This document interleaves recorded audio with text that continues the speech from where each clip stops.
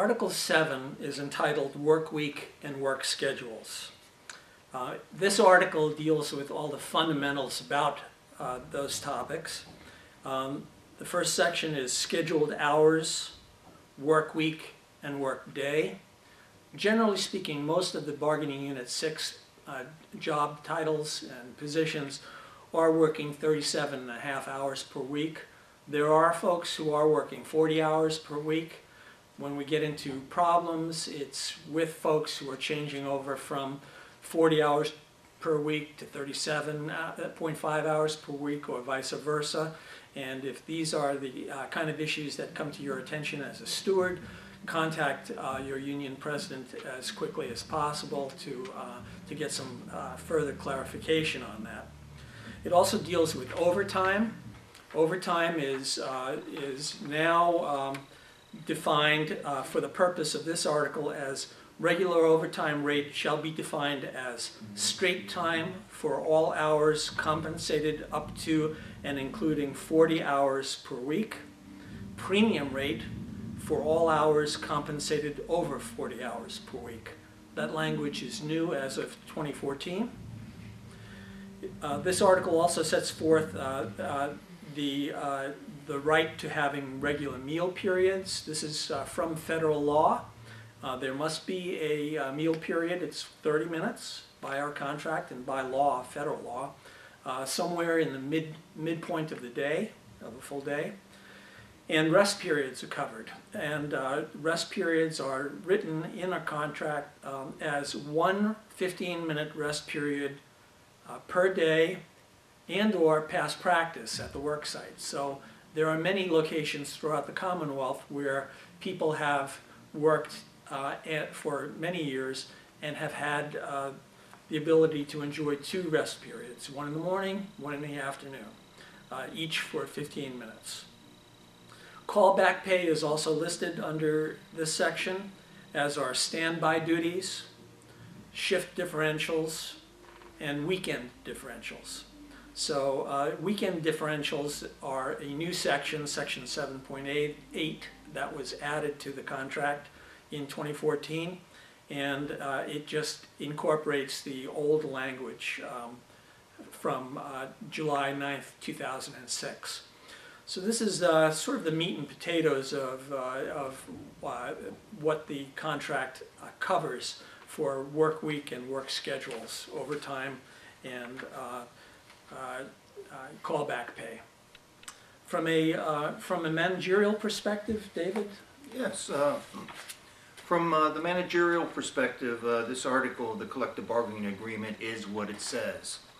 It provides how many hours are in the work week and how they will be compensated. As Greg touched on, the work week is either 37.5 hours per week or 40 hours per week, depending on your work location. So somebody in the same title can be working 40 hours or 37.5 hours, depending on work location. From the management perspective, an employee cannot make up their own schedule.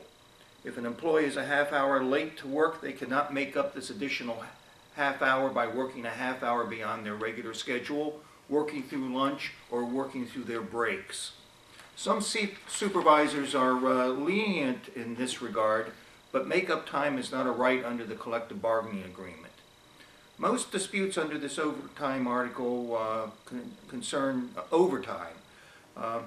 Employees working more than 37.5 hours when their regular schedule is 37.5 hours are paid straight overtime between 37.5 and 40 hours, and premium overtime, that's time and a half beyond 40 hours.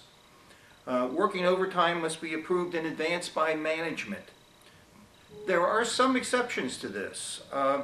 When working for management, I used to use the suffer and permit standard in some cases, that where management knew that the employee was working overtime and accepted the fact that the employee was working overtime, and the employee knew that they were working overtime, then overtime would be payable regardless of whether it was approved in advance or not. We currently have a case we're prosecuting where employees were told to keep track of their overtime hours, But when it came time to pay, management said you didn't have advanced approval. Our argument being that this was sort of a fraudulent inducement to have the employees work overtime and then cheat them out of the money when the bill came due.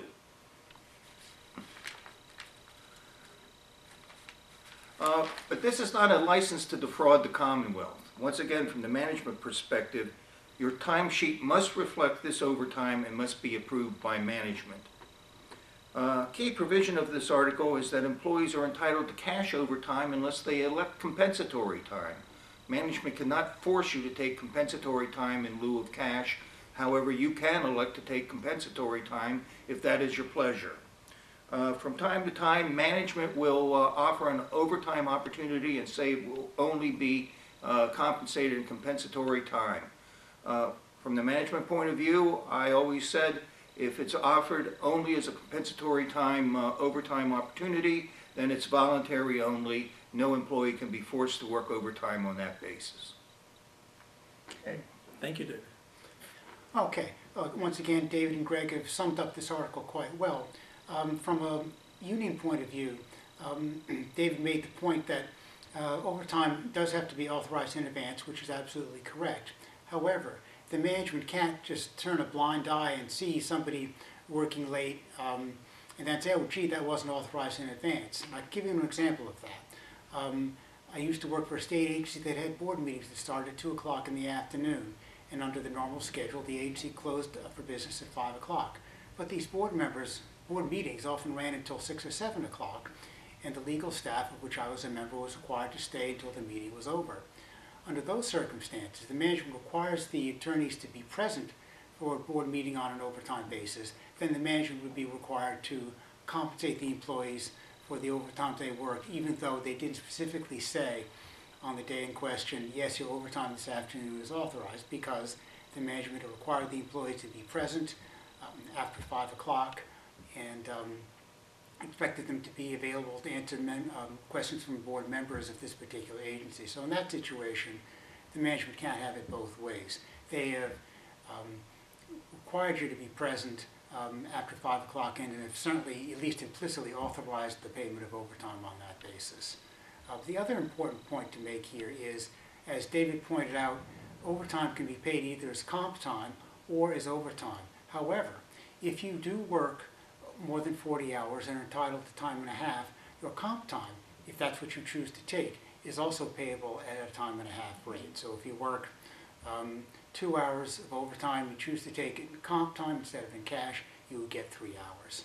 Thank you. Thank you.